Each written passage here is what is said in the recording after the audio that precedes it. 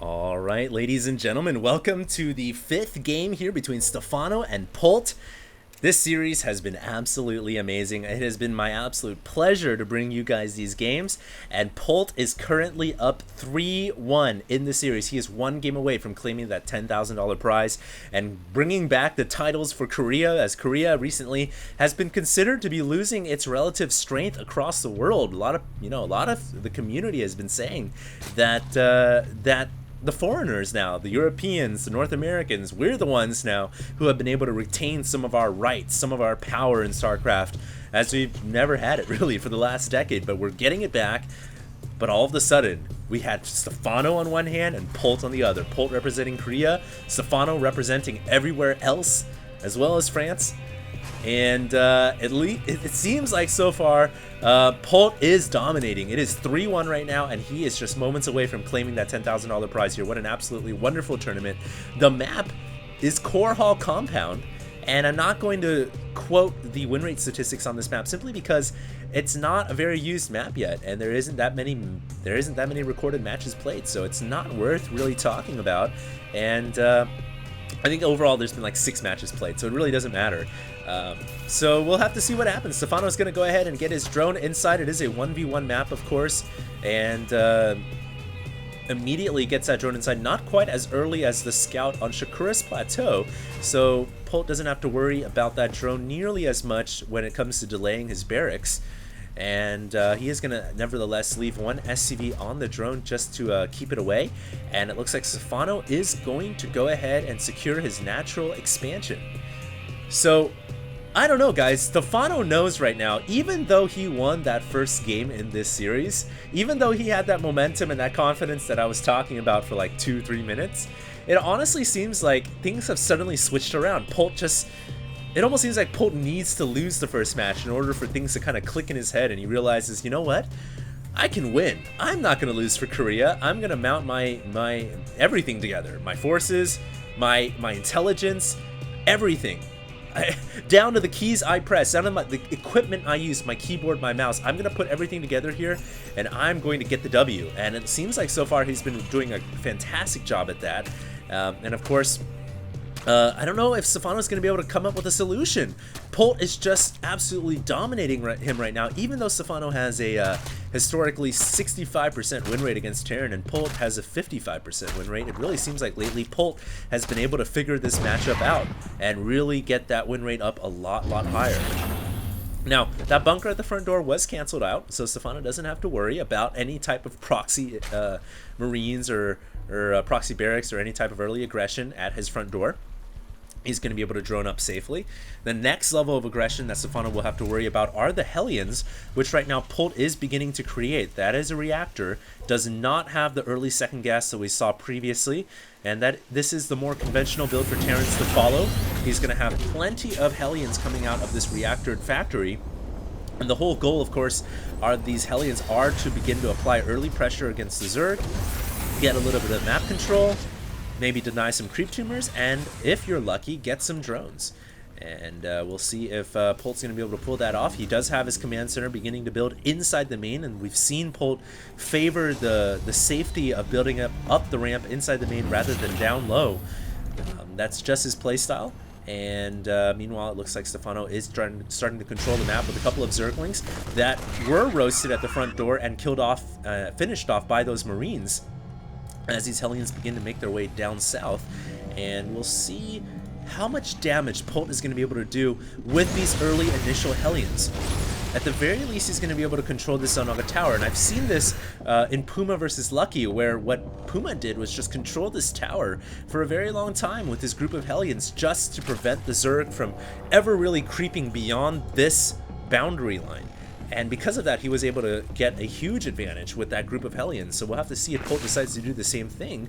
Stephano does have a crawler at the front door, so it's unlikely Polt will try to be aggressive. Of course, the Queens are on the ramp as well, so if microed properly, Stephano should be able to blockade those Hellions and not allow them to run inside the main.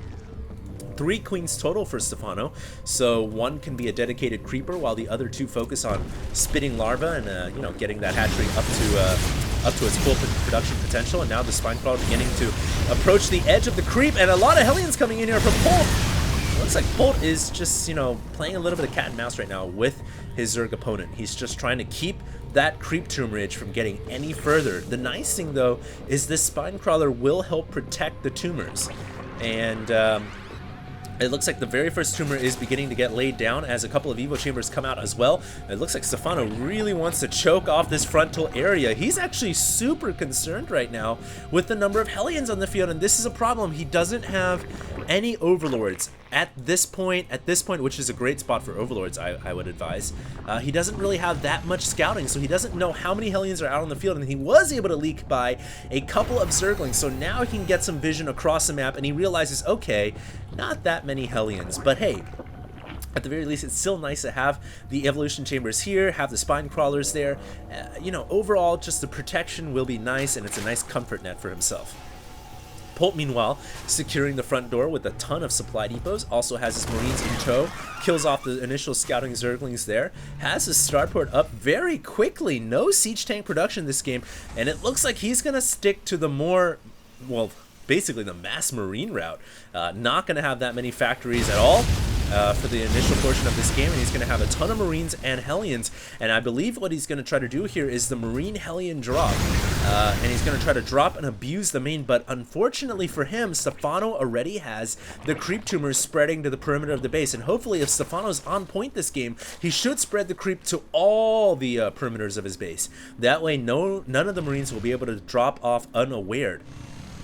And so Polt beginning to bring those medevacs in right now, and eventually we're going to have the Hellions and Marines begin to drop inside the main, or perhaps Polt will just decide to attack the front door here. There is a couple of spine crawlers he has to work down first. That crawler is in the red. If a crawler goes down here, that opens up a huge avenue for Polt to make an attack, and it looks like he's going to be able to roast up a Baneling at the same time as well. Great attack by Polt. He kills out the spine crawler, and now he has an open avenue to attack, but a third queen comes up. That third queen immediately gets snapped off, and Polt is going to kill off another spine crawler here. Wow, Stephano there for a moment trying to intimidate the Marines with some Baneling micro, but that did not work out at all. And now all the spine crawlers are down, but Stephano being able to get enough time to get Zerglings and Banelings out on the field, and he will be able to crush off those Marines. So just buying enough time, it seems like, for the Zerg player with those spine crawlers, with the Zerg forces, in order to get enough Zerglings and Banelings out to deal with that threat.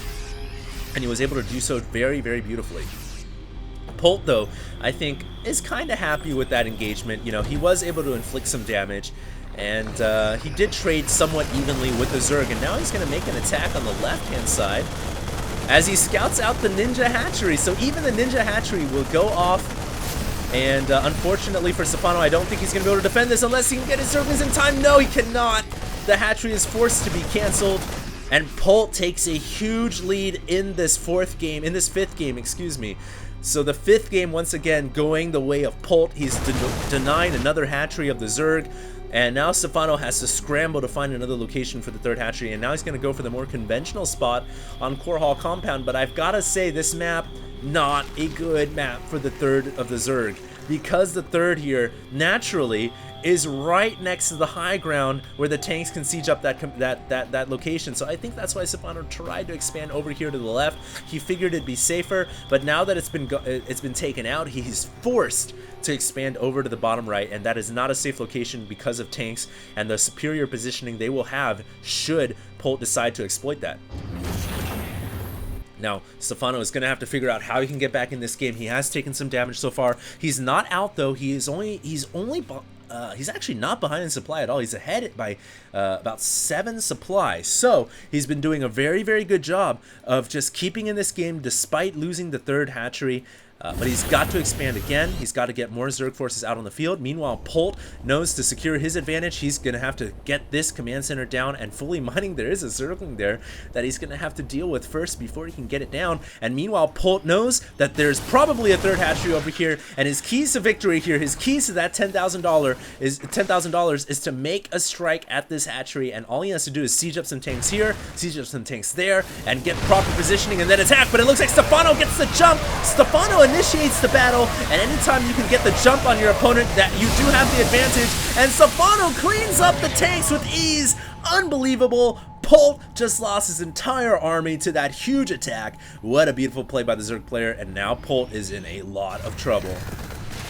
I really have to commend Stephano for that last play right there. Even though he, even though I felt like he was behind in this game, he took advantage of the map. He knows that this area right here, for the Terran to get siege tanks right here, it leaves them very, very vulnerable. There's a lot of open avenues to attack and flank with, and Stephano totally executed that brilliantly.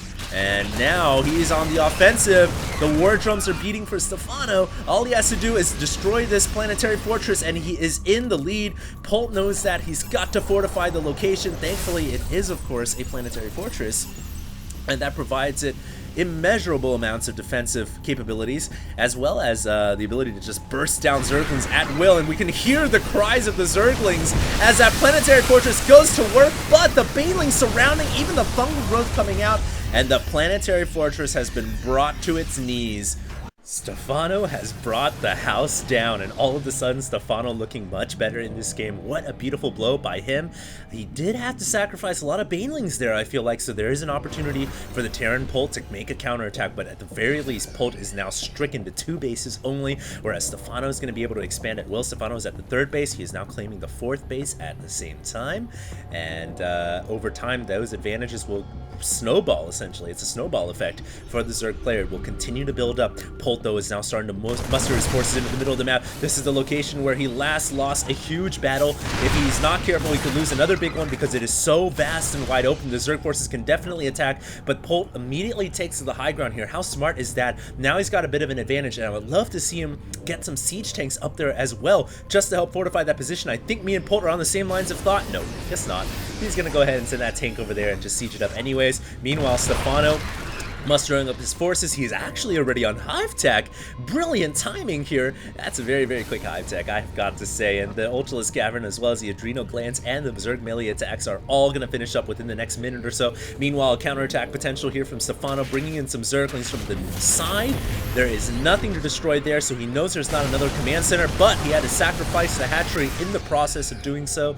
And now, oh, whoa, Stephano, are you trying to go for the all-out base race?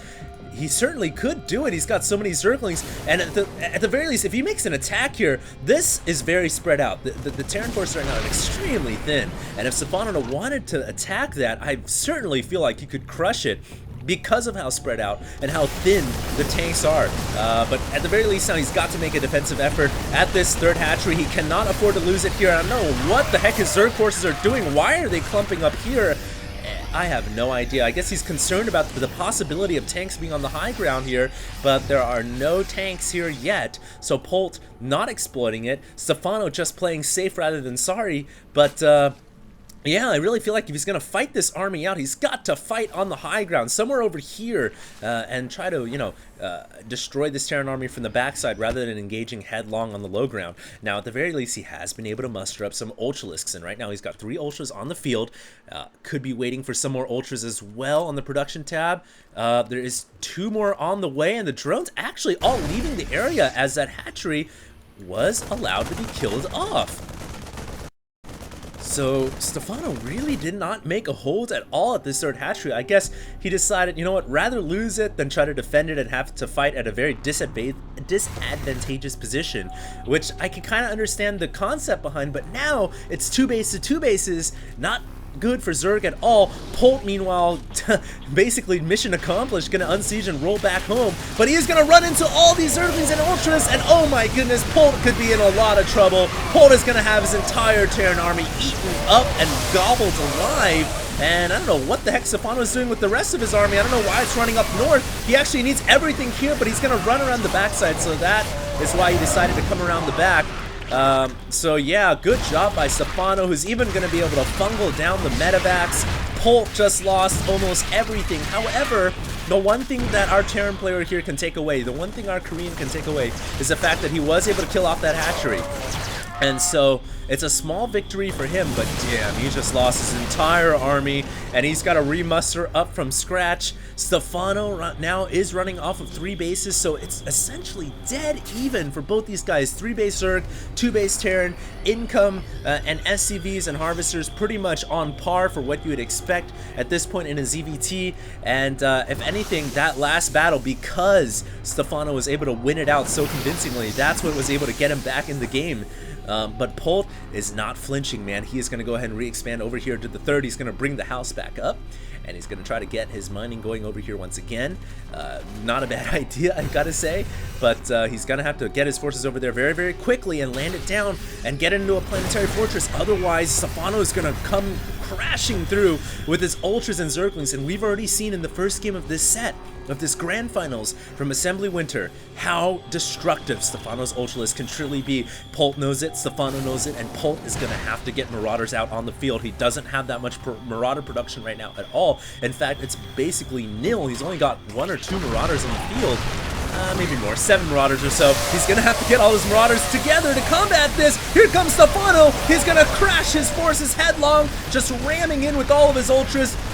Nice fungal growth on the Marines and tanks, and it looks like he's just going to try to go right into the SCV line. Some of the supply depots feebly trying to lift off, but that is not going to be enough to stop these Ultras and Zerglings, and they are going to go to town inside the natural of Polt. Polt just lost up to 34 workers, and now he's in so much trouble. He will be able to clean up these Ultras with the tanks that he's got remaining, but damn, that was a brilliant engagement from the Zerg player, and absolutely just crushing through the SCV lines. And another victory, I feel, for the Zerg player after that. Of course, once again, he did not destroy the Terran backbone, nor did he destroy the fresh expansion. He actually went for the one that was already pretty much mined out. So those are points that you can take away for Polt, and those are highlights for him, and he still, of course, like I said, has his tank army intact, which is oh so important, and he can make another attack here with those tanks. He's got to make an attack, in fact, as he sieges up on this ramp, and he's going to force all the drones to run away against Stephano, immediately evacuating the area. Does not even want to deal with that, but if he does that, then hopefully he's got a backup hatchery. He does. So all the drones immediately making their way back over. It's migration season for the drones, and Stephano going to go ahead and make another attack at the front of the Terran base. Stephano knows he's got to win this game right here, right now. If he doesn't win, if he loses here, it's over for him. This entire journey, the last entire week for Stephano, is just going to go down the drain. He's got to win. He knows he wants more than 6,000. He wants that 10 grand prize pool, but he has to pull away. Just cannot force his way through the Terran base as the reinforcements are ready and waiting, coming out of the barracks. Plenty of blockades as well, and you know, that's just going to make it more difficult for the Zerg to do their maximum damage as they've got to run around these obstacles, and Polt has been able to secure his main back at home.